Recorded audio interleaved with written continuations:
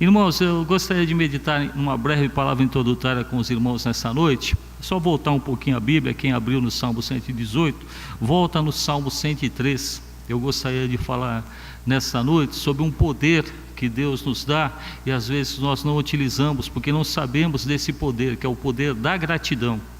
Tudo que nós fazemos ao Senhor é por gratidão. Nós temos que ter gratidão ao Senhor por tudo quanto Ele faz na nossa vida, e tudo que nós fazemos é uma recíproca daquilo que Ele nos fez em forma de gratidão. O Salmo número 103, ele fala assim do versículo 1 até o 5, primeiro: bendize a minha alma ao Senhor, e tudo que há em mim bendiga o seu santo nome. Bendize, ó minha alma, ao Senhor, e não te esqueças de nenhum dos seus benefícios. É Ele quem perdoa todas as tuas iniquidades, que sara todas as tuas enfermidades, quem redime a tua vida de cova, quem te coroa de benignidade e de misericórdia, quem te supre de todo bem, de sorte que a tua mocidade se renova como a da águia. Agora vamos do versículo 20 até o versículo 23, ainda do Salmo 103. Bendizei ao Senhor, anjos seus magníficos em poder, que cumpris as suas ordens, obedecendo a voz da sua palavra. Bendizei ao Senhor todos os seus exércitos, vós ministros seus, que executais o seu beneplácito. Bendizei ao Senhor todas as suas obras em todos os lugares do teu domínio. Bendizei, ó minha alma, ao Senhor. Então, este Salmo de número 103, que nós acabamos de ler, nós lemos os 5 primeiros versículos e depois os 4 últimos versículos. Então, o Salmo ele começa e termina com o salmista proclamando que nós devemos bendizer ao Senhor. Ele fala que mesmo os anjos, mesmo os seres celestiais, eles devem assim bendizer a palavra do Senhor. Então o Salmo ele é todo centralizado, bendizer ao Senhor. Então o que nós podemos dizer? O que significa bendizer ao Senhor? Significa pura e simplesmente agradecer, dizer bem de tudo quanto Deus fez e faz em nossas vidas. Quando nós falamos da ação de Deus nas nossas vidas, nós temos que sempre colocar a ação de Deus no passado, a ação de Deus no presente e a ação de Deus no futuro em nossas vidas. Então Deus ele age em cada um de nós nos 3 tempos: no tempo passado, no tempo presente e no tempo futuro. Deus não agiu somente no passado, Deus não age somente no presente, e Deus também não somente agirá no futuro, mas Ele age nos 3 tempos. Então Davi tem essa finalidade: proclamar, bendizer ao Senhor a minha alma. Então quando ele fala aqui de bendizer a minha alma, o que significa isso? Que o nosso bem dizer, ele não pode pura e simplesmente ser o ato fonético que eu aqui estou falando, que eu estou usando aqui o meu pulmão para poder falar aos irmãos. Então apenas a minha manifestação fonética, mas fala de algo mais profundo da nossa alma, a gratidão que nós devemos ter ao Senhor. Pelo início do nosso culto aqui, um pouquinho antes, nós sempre nos sentamos ali à mesa e nós usamos ali um texto, meditamos alguma coisa, e nós falávamos ali sobre a criação do mundo. Então Deus criou um mundo perfeito. Então nós vemos que logo no início, ali quando fala que no princípio Deus criou os céus e a terra, então fala que Deus criou do nada. Sempre importante nós entendemos isso. Deus não usou nada para criar o mundo, Ele criou do nada, porque não existia nada, então Ele criou do nada. Mas Ele fala ali das trevas e luz. Então o primeiro passo de Deus foi colocar a luz onde havia trevas. E depois ele vai formando o mundo perfeito. Aí depois nós vamos lá em Gênesis 1, versículo 26, ele vai formar o homem. Então o que nós entendemos? Que Deus criou um mundo perfeito para depois colocar o homem em algo perfeito. Então, gratidão ao Senhor que criou algo perfeito para cada um de nós. Então nós temos que ser sempre gratos. Então essa atitude aqui do salmista, Salmo 103, é aludido à autoria de Davi. Ele fala de gratidão, bendizer ao Senhor. Ele fala: sejam gratos ao Senhor, sejam gratos ao Senhor. Ele chega a falar aos anjos: vocês, anjos, sejam gratos ao Senhor, seres celestiais, vocês sejam gratos ao Senhor. E nós estamos aqui nessa noite, o que nós estamos fazendo aqui hoje é um culto de gratidão. Eu sei que o irmão veio aqui buscar uma bênção, eu sei que o irmão veio aqui buscar um milagre, mas antes dessa bênção, antes desse milagre, nós temos que manifestar o quê? A gratidão. É um poder que nós temos e às vezes nós não entendemos esse poder. Nós achamos que o poder é o conhecimento bíblico. Sim, o conhecimento bíblico te dá a condição de você fortalecer a sua fé. É algo também que eu sempre falo aos irmãos. Às vezes nós pedimos: Senhor, fortalece a minha fé. Se Deus pode nos responder, mas talvez se Deus pegasse e nós falasse assim: vem cá, você quer que a sua fé seja fortalecida? O que você está fazendo para a tua fé ser fortalecida? Que não fala que a fé vem por ouvir e ouvir a palavra de Deus. O que nós estamos fazendo para fortalecer a nossa fé? Então, se nós queremos orar ao Senhor pedindo o fortalecimento da nossa fé, nós devemos orar ao Senhor pedindo o quê? Senhor, manifesta em mim um interesse maior pela Tua palavra, que através do conhecimento da Tua palavra a minha fé será engrandecida. Essa é uma forma de gratidão.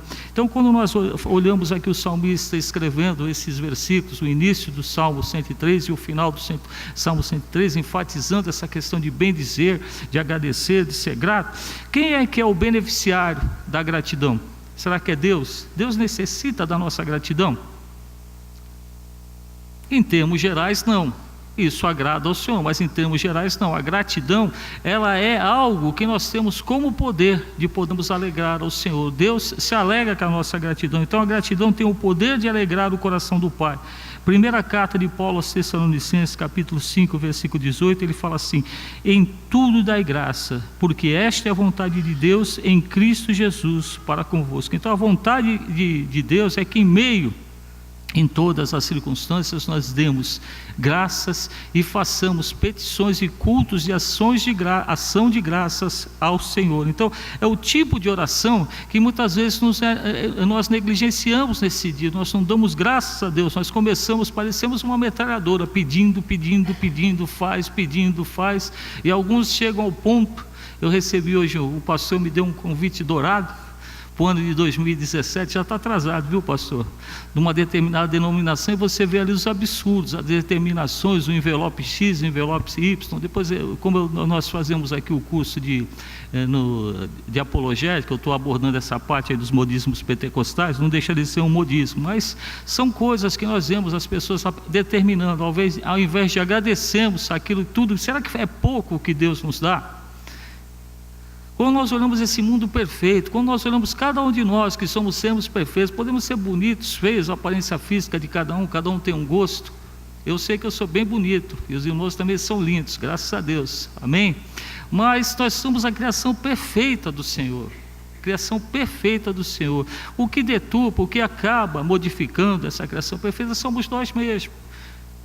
Quando o cidadão começa a fumar, quando o cidadão começa a beber, quando o cidadão começa a comer demais, ele que compromete a criação, mas a criação é perfeita. Então a gratidão, ela tem esse poder, a gratidão ela tem também o poder de mudar as circunstâncias. O livro de Provérbios 3, verso 6 fala assim: reconhece-o em todos os teus caminhos. E qual é a consequência disso? Quando reconhece Deus em todos os seus caminhos, e Ele endireitará as tuas veredas, ou endireitará os teus caminhos. Os nossos caminhos às vezes estão tortuosos, porque nós não reconhecemos ao Senhor. Quando nós reconhecemos ao Senhor, Deus é como uma estrada bem sinalizada, tem todas as sinalizações dos caminhos que nós devemos ir.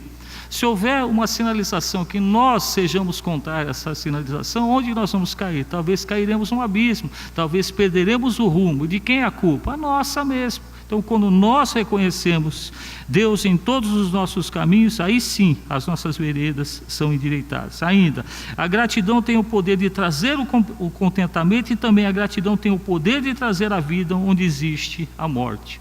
Um crente que vive murmurando, um crente que vive lamentando a sorte da sua vida, onde há gratidão, nesse pronunciamento de lamúrias e de murmurações. E o que mais nós fazemos, meus irmãos, a gente não pode ser hipócrita, o que mais a gente faz é suspirar murmurando, fazer aquele suspiro: ai meu Deus, não, fala glória a Deus. Será que a gente não pode mudar? Ai meu Deus, eu estou muito cansado. Glória a Deus que eu estou cansado, porque tenho um trabalho, trabalhei, tenho sustento. Glória a Deus, glorificar ao Senhor nesse sentido. Não pode ser o teu cansaço. Às vezes a gente vê: eu estou muito cansado. Glória a Deus. Você está cansado do quê? De trabalhar? Glória a Deus. Que trabalho é uma dádiva que Deus te deu. Eu graças a Deus trabalho desde os meus 9 anos de idade. Completei 51 anos de serviço. E eu não paro. Quem me vê todo dia 5h30 da manhã, eu estou de pé, não tem problema nenhum. Estou cansado à noite toda. Glória a Deus por estar cansado, por poder trabalhar. Glória a Deus por vir na igreja e ficar cansado por estar trabalhando na obra do Senhor. Então nós devemos sempre pensar no Senhor nesse sentido, na gratidão. A gratidão tem o poder de trazer vida onde existe morte.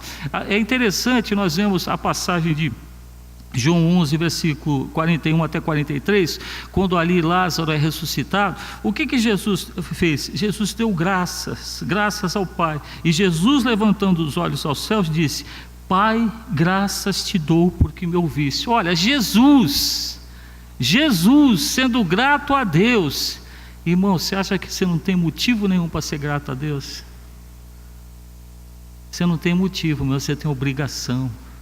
Você tem um compromisso, nós temos um compromisso com o Senhor de sermos gratos a Ele. Então, Deus se interessa pela nossa gratidão, sim, Deus se interessa pela nossa gratidão.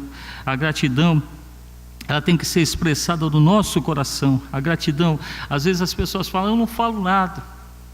Amém, é uma maneira, você ter uma gratidão silenciosa. Mas será que você influencia aqueles que estão à sua volta quando a sua gratidão é silenciosa? É o que nós devemos pensar. Estamos aqui censurando quem quer que seja. Cada pessoa tem uma característica diferente uma da outra. Umas são mais entusiastas, outras são menos entusiastas. Mas quando nós guardamos a nossa gratidão apenas dentro do nosso coração, amém, o Senhor assim vai reconhecer a tua gratidão. Mas em volta, o que nós podemos fazer? Será que nós somos, a Bíblia nos fala que nós devemos ser o sal e a luz da terra. O sal é aquele que tempera, a luz é aquele que ilumina. Então nós temos que ter as nossas manifestações de gratidão. Então nós temos que ser gratos pelas pequenas coisas, gratos pelas grandes coisas. Aí sim nós entenderemos o que fala Romanos 8, versículo 28, que todas as coisas contribuem. Esse é um versículo que esse ano, eu sempre falei, esse ano ele gravou, parece que ele está estampado na minha frente. Eu olho quando acontece alguma coisa, eu olho para ele e vejo lá Paulo escrevendo a carta aos Romanos, e eu lendo: todas as coisas contribuem para o bem daqueles que amam ao Senhor, que o buscam e que são chamados no propósito de Deus. Então em tudo nós devemos ser gratos. Então nesta noite, meu irmão, minha irmã, você que está aqui, primeiro, você não está aqui por acaso, você está aqui porque o Espírito Santo te conduziu até aqui. Então Deus tem um propósito na tua vida nessa noite, assim como tem na minha, assim como tem em todas as vidas que aqui estão. Tem um propósito. O propósito coletivo é a salvação. Deus tem o propósito coletivo da salvação em cada um de nós, mas Ele tem um propósito individual em cada vida. Eu não sei qual é o propósito individual que Ele tem na tua vida, talvez eu não saiba nem qual é o propósito individual que Ele tem na minha vida, ainda estou querendo descobrir, mas saiba que Ele há de agir na tua vida nesta noite. Se você chegou aqui triste, você vai sair alegre no Senhor. O problema vai continuar. Sempre falo assim, aqui nós não estamos pregando a resolução de problema nem pagamento de carnê, ok? Não adianta trazer o pagamento o carnezinho aqui, que amanhã vai estar a tua prestação lá para você pagar. Mas o teu coração vai estar repleto do Espírito Santo de Deus, e onde o Espírito Santo de Deus habita num coração, não há espaço. É igual uma caixa d'água, né? Se a caixa d'água estiver cheia d'água, não dá para colocar mais nada ali, porque vai vazar. Então o teu coração cheio do Espírito Santo, as agruras da vida, elas vão passar, as murmurações, as lamentações, elas vão passar. Então que Deus te abençoe, que você seja repleto, que o Espírito Santo te atinja de uma tal forma que te deixa até estonteado, no bom sentido. Não quero que ninguém passe mal aqui, mas no bom sentido, que você possa sentir essa ação de Deus na tua vida. E não rejeite a palavra do Senhor, não rejeite o apelo do Espírito Santo. O pastor sempre, quando prega aqui ao final, ele faz um apelo: não rejeita, meu irmão, não rejeita o apelo do Espírito Santo, se rende ao Senhor, amém? Que Deus abençoe a todos. Com muita alegria vamos oferecer louvores de adoração ao nosso Deus.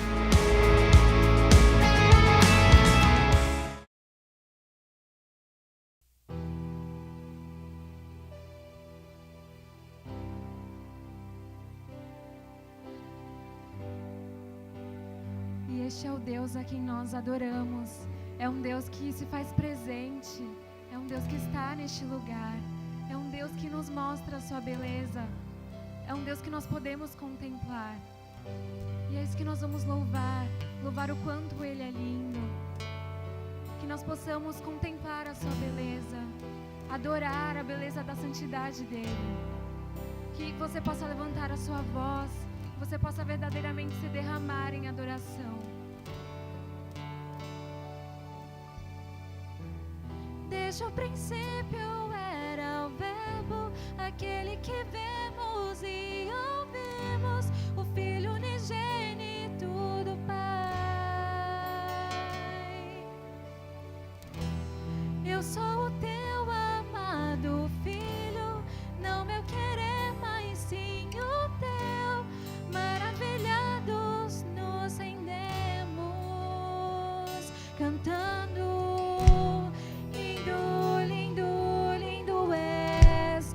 Glória, glória eu te dou, Jesus, Jesus. Lindo, lindo, lindo és. Glória, glória eu te dou, Jesus, Jesus.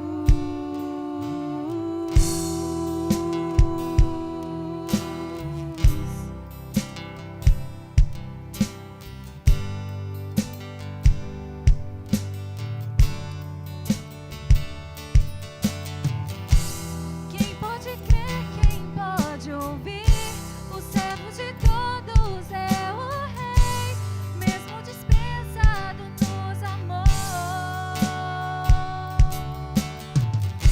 O ramo da vida revelou, por suas feridas nos curou. Todos os povos se prostrarão, cantando: lindo, lindo, lindo és. Glória, glória eu te dou, Jesus, Jesus. Lindo, lindo, lindo és. Glória, glória eu te dou, Jesus, Jesus. Lindo, lindo, lindo és. Glória, glória eu te dou, Jesus, Jesus. Me leva à sala do trono, mostra tua beleza.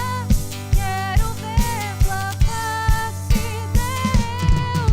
Me leva à sala do trono, mostra tua beleza. Quero ver tua face, Deus. Me leva à sala do trono, mostra tua beleza. Quero ver tua face, Deus. Me leva à sala do trono, mostra tua beleza. Quero ver tua face, Deus. Lindo, lindo, lindo és. Glória, glória eu te dou, Jesus, Jesus.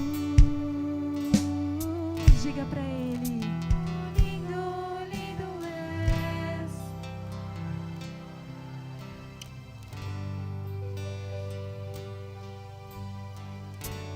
Jesus, lindo, lindo, lindo és. Glória, glória eu te dou, Jesus, Jesus.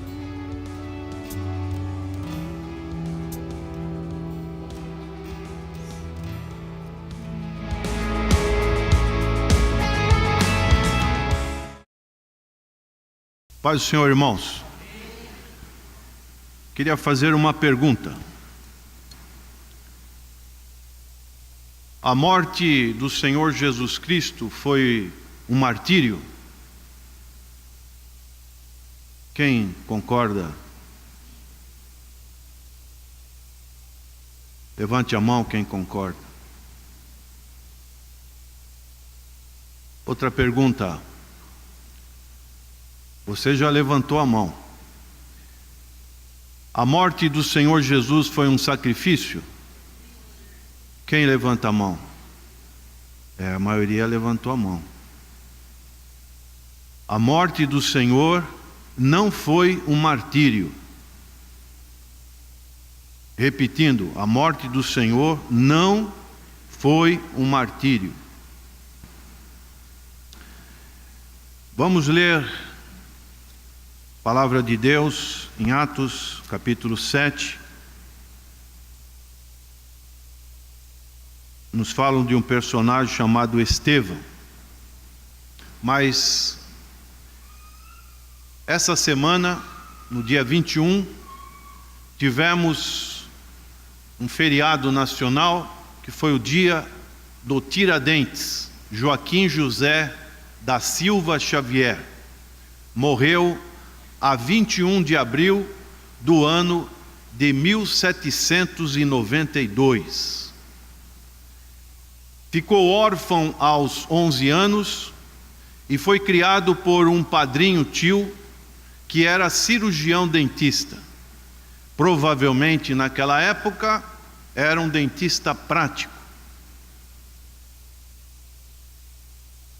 Ele foi, além de dentista, conhecimentos de farmácia, conhecimento de militar, foi um militar, serviu às forças militares e foi um ativista político. E é considerado, a partir de 1992, como um herói nacional.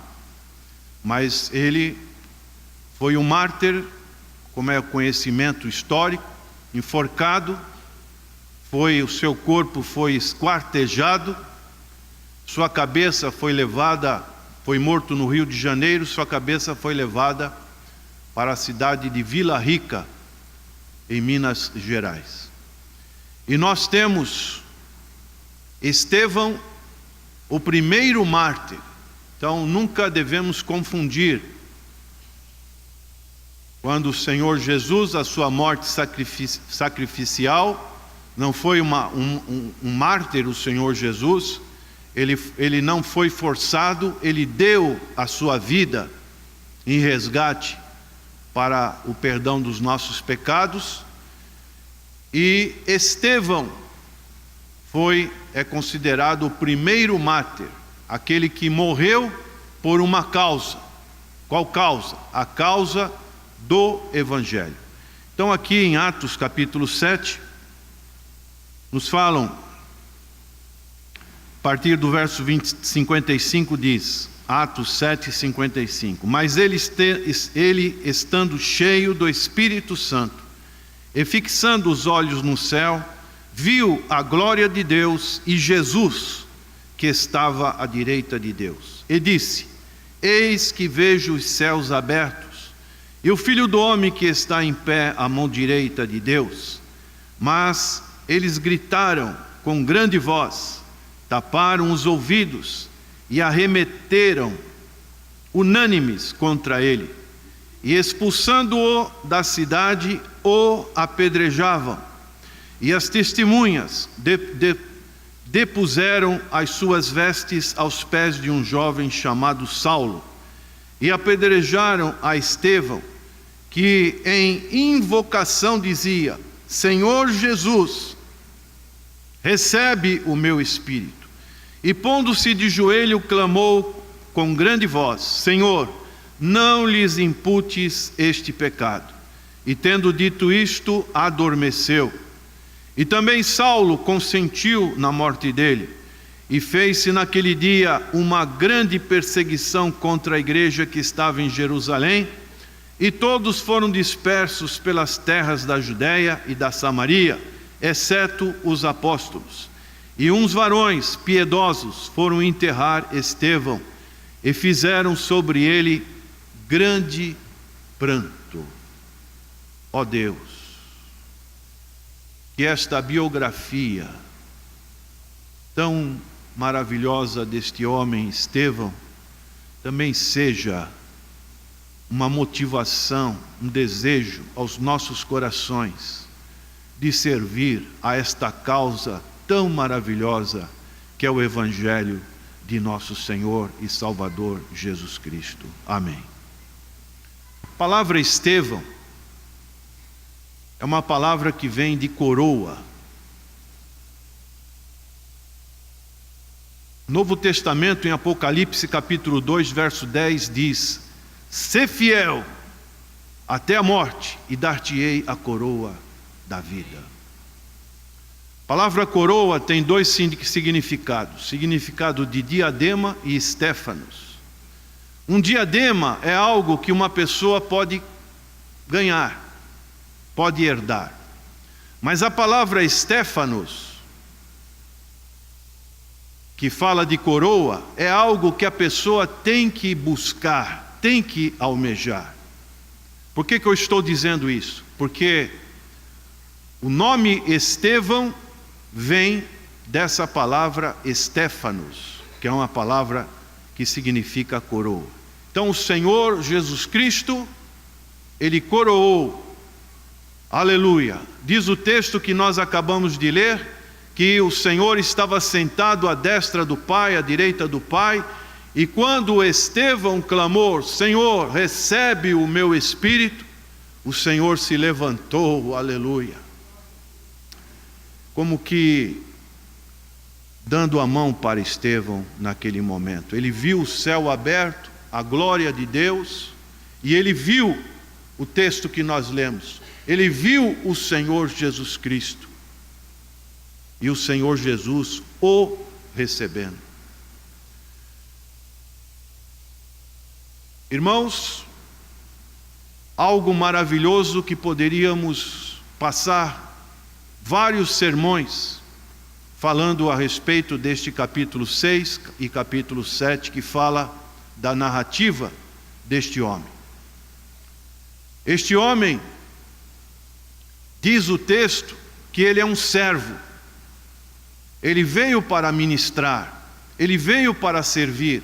Ele foi escolhido entre 7 homens, varões de boa reputação, para ser um diácono. Ele foi separado por Deus. A igreja estava crescendo e os apóstolos estavam querendo fazer todo o trabalho.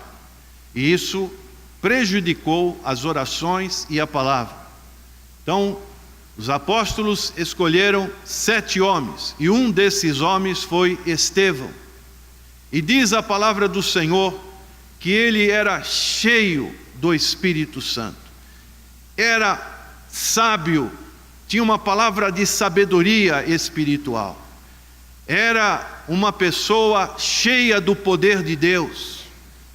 E com certeza aquela pessoa começou a incomodar os religiosos daquela época, com a sua palavra, com a sua ousadia. Palavra cheio do Espírito Santo quer dizer controlado. Uma pessoa cheia do Espírito Santo, ela não vive descontrolada, mas ela está controlada pelo poder de Deus. O profeta tem que estar sujeito à palavra de Deus. E dessa maneira, o que fizeram os seus opositores? Levantaram uma calúnia contra Estevão. Começaram a acusar Estevão que esse Jesus que ele pregava, com o passar do tempo, iria destruir o templo.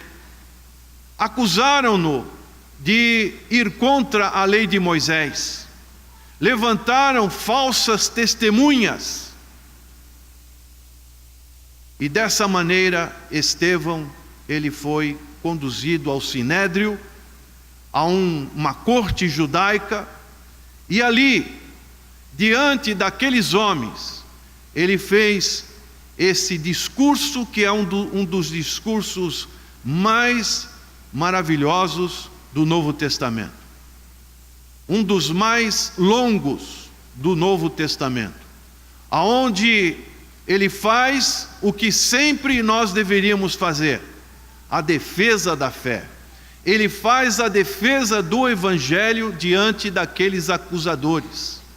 Ele começa o capítulo 7 e ele diz, então, no capítulo 7, ele diz assim: "E disse o sumo sacerdote: porventura é isto assim?" O quê? essa acusação que estão fazendo contra você? Será que isso tem procedimento? O sumo sacerdote pergunta para Estevão, e ele disse: varões, irmãos e pais, ouvi. O Deus da glória apareceu a Abraão, nosso pai, estando na Mesopotâmia. Então aqui ele defende a fé cristã.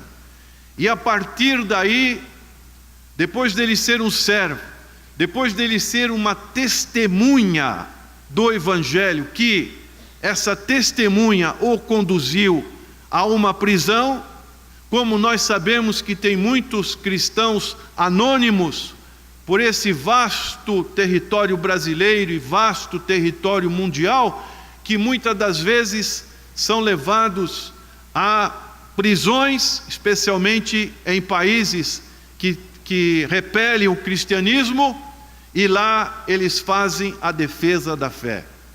Estevão, ele fez essa defesa da fé.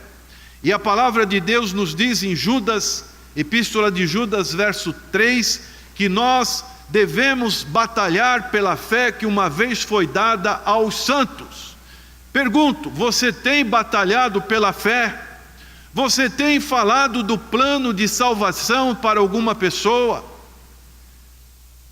Eu fiz no domingo passado um teste aqui com a igreja, perguntando se eles sabiam do plano de salvação.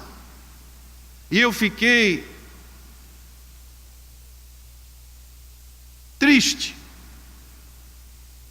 porque poucas pessoas conheciam o plano de salvação para falar para outras pessoas. Como é possível isso? Você vai entregar um folheto, isso é bom, mas muitas das vezes você tem oportunidade de falar do plano salvífico que o Senhor Jesus oferece. E como é esse plano salvífico? Que todos pecaram, Romanos 3:23, que o salário do pecado é a morte, Romanos 6:23, que Deus providenciou uma salvação através do Senhor Jesus, João capítulo 3, verso 16, porque Deus amou o mundo de tal maneira que deu seu Filho unigênito para que todo o que nele crê não pereça, mas tenha a vida eterna. Será que é difícil isso? Uma coisa tão simples, mas infelizmente os cristãos não fazem essa defesa da fé, como o slogan do pastor Natanael nos diz: você está disposto a fazer pela verdade o que as seitas fazem pela mentira? Os cristãos, infelizmente, não estão preparados para mostrar esse plano de salvação. Não era o caso de Estevão. E o último passo: se com a tua boca confessares ao Senhor Jesus, em teu coração creres, o que acontece? Serás salvo. Romanos capítulo 10 fala sobre isso, 9 e 10. Uma coisa tão básica, tão simples, e às vezes as pessoas ficam 10, 15, 20 anos e não conseguem falar para ninguém que o Senhor Jesus Cristo é aquele que pode salvar da ira condenatória de Deus. Ou você não crê no inferno, ou você acha que as almas serão aniquiladas, como muitos pensadores de religiões falam por aí. Não existe inferno. Então, se não existe inferno, não precisamos pregar o Evangelho. Logo, o sacrifício do Senhor Jesus na cruz do Calvário, para que ele foi morrer? Então Estevão, ele começa a fazer a defesa, e ele vai pelas raízes. Ele começa a falar de Abraão, de como Abraão foi chamado de uma terra que estava debaixo do paganismo, como Deus preparou este patriarca para ser o representante, que Abraão é considerado o pai da fé. E ele estava mostrando para aqueles acusadores que achavam pelo parentesco, pela filiação com Abraão, eles já estavam, por exemplo, dentro da religião de Deus. Mas Estevão, ele foi contra essa ideia, que eles eram apenas no sentido natural, no sentido físico, mas no sentido espiritual, eles não estavam no mesmo exemplo de Abraão. E daí ele vai, como eles desobedeceram a lei, eles que estavam defendendo a lei, dizendo que Estevão não estava cumprindo a lei de Moisés, Estevão então foi dizendo para eles que eles construíram um bezerro de ouro, que eles foram diante de outros deuses, que eles profanaram o templo.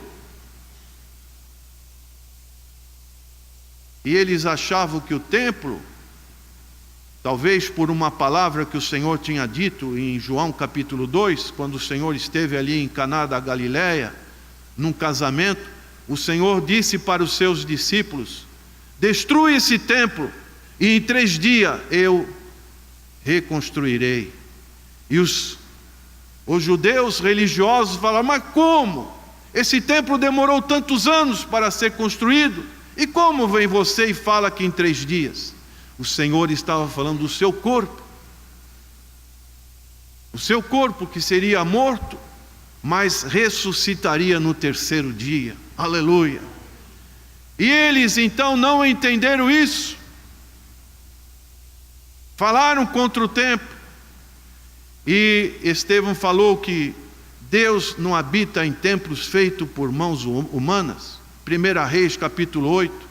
Atos capítulo 17, verso 24, fala sobre isso, quando Paulo esteve em Atenas. Ele falou para aqueles adoradores de um Deus desconhecido que Deus não habita em templos feitos por mãos de homens, mas Deus habita no coração. Aleluia.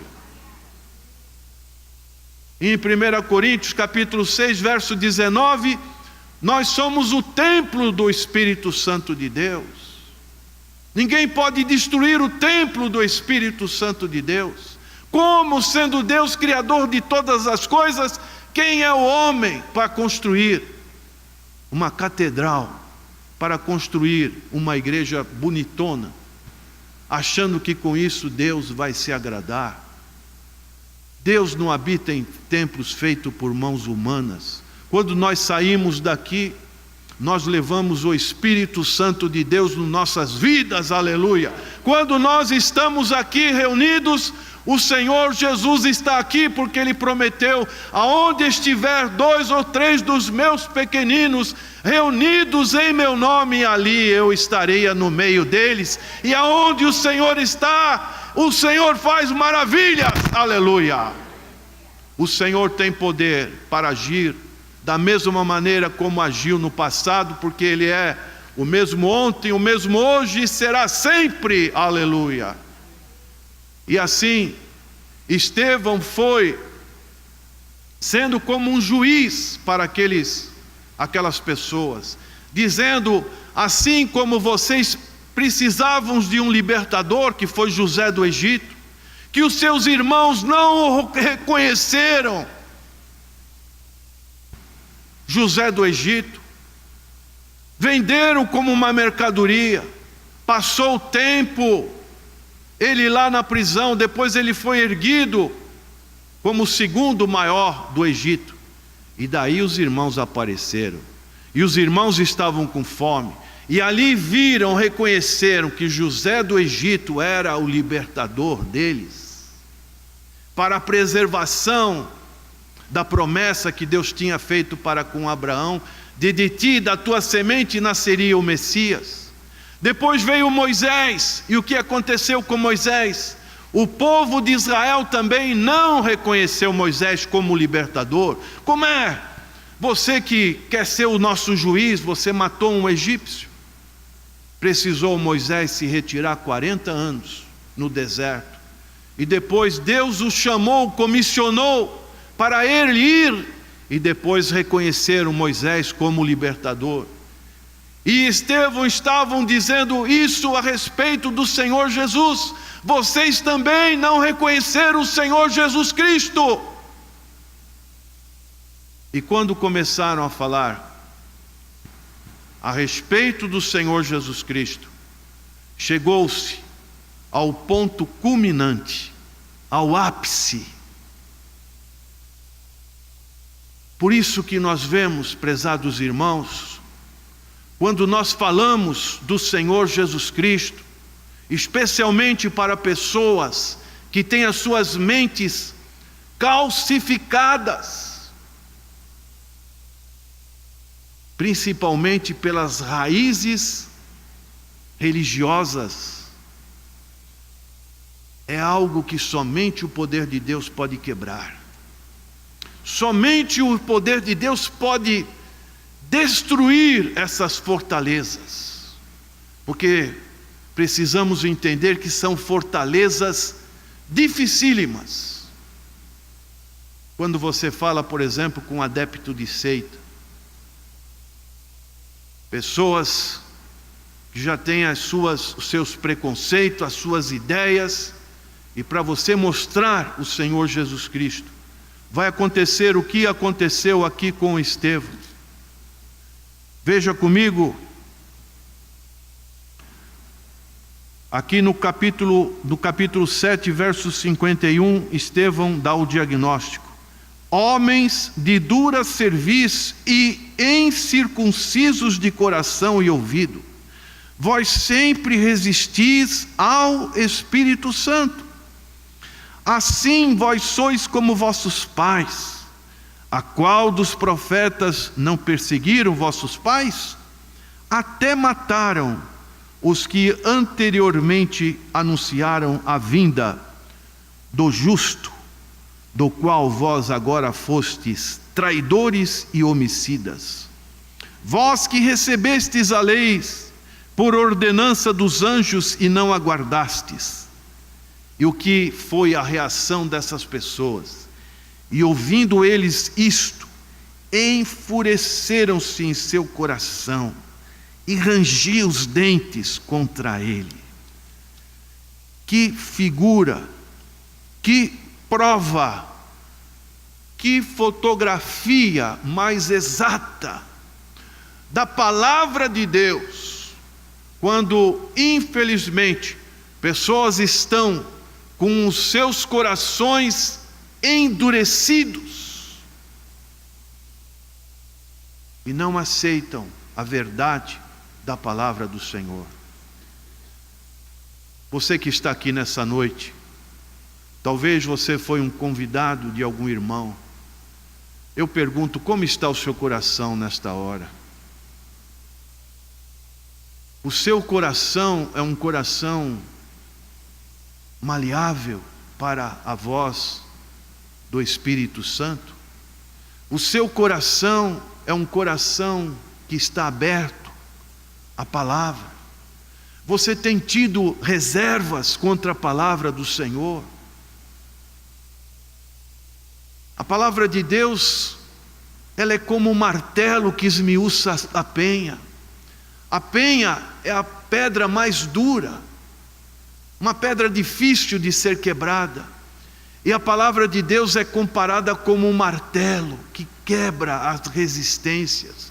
Mas para quebrar as resistências, nós temos que ouvir a voz do Espírito Santo, nos convencendo que somos pecadores, que estamos debaixo da ira de Deus, que somente o Senhor Jesus Cristo, através do seu sangue purificador, é que pode nos limpar, nos purificar de todo pecado e toda injustiça. E assim, nós vemos neste personagem, ele sendo um mártir. Ele não recuou, mas ele foi defendendo a sua fé até as últimas consequências. E nessas últimas consequências, meus irmãos, nós podemos ver a provisão de Deus para a sua vida, aleluia. Como é bom quando uma pessoa está com a provisão de Deus na sua vida. A provisão de Deus, o que é? É a palavra do Senhor. Quando você lê a palavra, quando você medita, quando você tem uma hora devocional, quando você ora, quando você procura se consagrar, quando você está 24 horas vigilante como atalaia, quando você tem o desejo manifestado de estar na casa do Senhor, isso é importante para a sua vida, porque você não sabe o dia de amanhã. E Estevão estava preparado, ele não recuou, ele não renegou a sua fé, antes enfrentou aqueles acusadores, e sabe da sua confiança, da sua certeza, ele pôde dizer: Senhor Jesus, recebe o meu espírito. Oh, aleluia! O que quer dizer isso, irmãos? Que ele cria na imortalidade da alma. Existem grupos que não creem nisso, e nós cremos na imortalidade da alma. A alma que pecar, essa morrerá, diz a palavra do Senhor. O que você tem de mais precioso não é o seu corpo, é a sua alma. E o que você crê nesta vida vai representar a sua vida futura. Quando o corpo se desfizer, quando as pedras começaram a vir sobre Estevão, ele estava praticamente morrendo, eram as últimas palavras, mas ele viu a glória do Senhor, ele viu o Senhor Jesus à direita, e ele então pôde clamar: Senhor, recebe o meu espírito. Que confiança, irmãos! Isso não é qualquer coisa. Você diante da morte, você estando lá, por exemplo, numa UTI, como está o nosso irmãozinho, diácono Afonso, mas nós sabemos que ele tem a confiança de que o seu corpo falecendo, a sua alma está nas mãos do Senhor Jesus Cristo. Aleluia! Que confiança, que certeza! Pessoas dizendo, pegando interpretações erradas, comparando a alma de um homem como a alma de um animal, Eclesiastes capítulo 9. Que negócio é esse?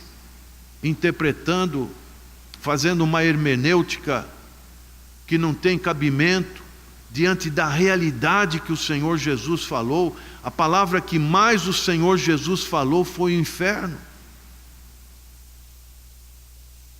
E nós, como podemos ficar de braços cruzados diante de uma realidade tão funesta para almas que estão se perdendo, que estão morrendo, partindo sem o Senhor Jesus Cristo?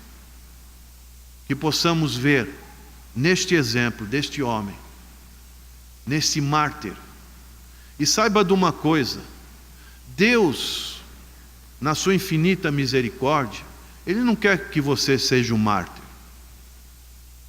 Ele não prepara que você seja um mártir, mas Ele quer que você seja um sacrifício vivo, santo e agradável a Deus, que é a sua vida.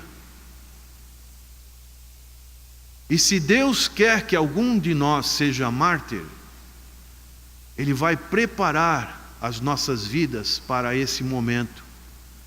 Mas o que o Senhor quer de nós hoje é que nós possamos, que não é fácil, oferecer de uma maneira espontânea, de uma maneira integral, sem reserva.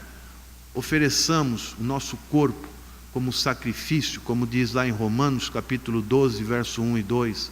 Rogo-vos, pois, irmãos, pela compaixão de Deus, que apresenteis os vossos corpos como sacrifício vivo.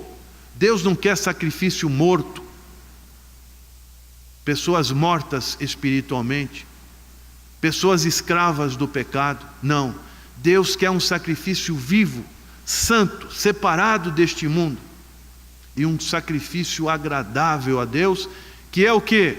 O vosso culto racional, um culto inteligente, um culto feito dentro de fatos históricos, mas que também tenha o poder de Deus no nosso meio, aleluia! Poder do Espírito Santo. E não vos conformeis com este mundo, mas transformai-vos pela renovação da vossa mente, para que experimenteis qual seja a boa, perfeita e agradável vontade de Deus. Oh, aleluia! Deus faz esse convite nessa noite. Se tem alguém que adentrou aqui e ainda não conheceu o Senhor Jesus Cristo, nessa noite levante a sua mão. Se você adentrou nessa condição de não ter a certeza da salvação, hoje é o dia aceitável. Não endureça como fizeram esses religiosos, mas hoje ofereça a sua vida ao Senhor. Tem alguém? Onde estiver, dê um sinal com o seu braço. Alguma pessoa que sente nessa noite que quer se consagrar mais ao Senhor. Senhor, faz de mim um vaso novo. Nesta hora de culto, nós estamos aqui para assumir posições. Você pode ficar em pé no seu lugar. Nós vamos orar pela sua vida, para que você realmente seja um sacrifício na mão do Senhor. Oh, louvado seja o nome do Senhor.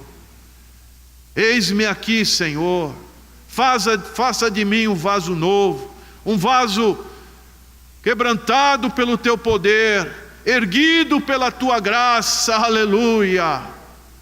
Tem tanta coisa que poderíamos dizer aqui, irmãos, que me chamou a atenção, mas eu queria, para concluir, o verso 40, ele tem uma palavra maravilhosa, aliás, 44 do capítulo 7, diz assim: estava entre nossos pais no deserto o tabernáculo do testemunho, como ordenar aquele que disse a Moisés, que eu fizesse segundo o modelo que tinha visto. Irmãos, nós temos ouvido muitas pessoas falando hoje de maneiras de culto. Quem estabelece modelo de culto são o Senhor Jesus Cristo e os apóstolos, através dos evangelhos e das epístolas que nós encontramos no Novo Testamento. Nós não podemos fazer modelo de culto diferente daquilo que a Bíblia fala. Então, tome cuidado com modismos de cultos que nós ouvimos falar por aí. Procuremos um modelo da igreja primitiva. Amém? Para concluir essa palavra, o modelo da igreja primitiva, o arroz e feijão da vida espiritual. Não venha com muita história de querer um caviar espiritual, enquanto você precisa comer um arroz e feijão. Faça o trabalho de um evangelista. Amém? Vamos orar? Senhor, que maravilha esse exemplo de vida, dessa biografia do nosso irmão Estevão, diácono, consagrado ao Senhor. Ó Deus, que possamos imitar este exemplo de consagração, esse exemplo de defesa da fé, de batalhar pela fé. Senhor, abre a boca dos teus servos para apresentar o verdadeiro evangelho, o evangelho que promove o arrependimento, o evangelho que promove a conversão de almas. Sabemos que o destino eterno de uma alma que não aceitou o Senhor Jesus em vida é a condenação, é a ira de Deus.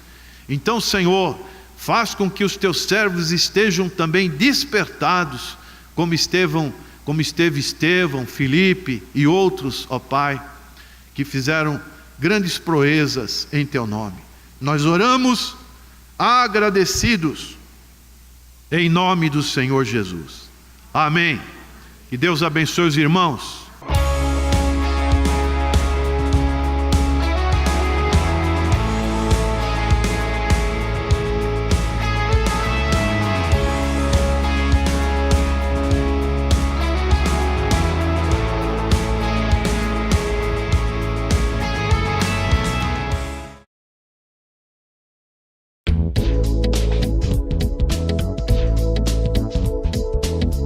Você quer recuperar a beleza do seu sorriso? Estão faltando dentes em sua boca? Sua prótese não está mais funcionando? Você não consegue mastigar direito? Precisa remover dentes impactados?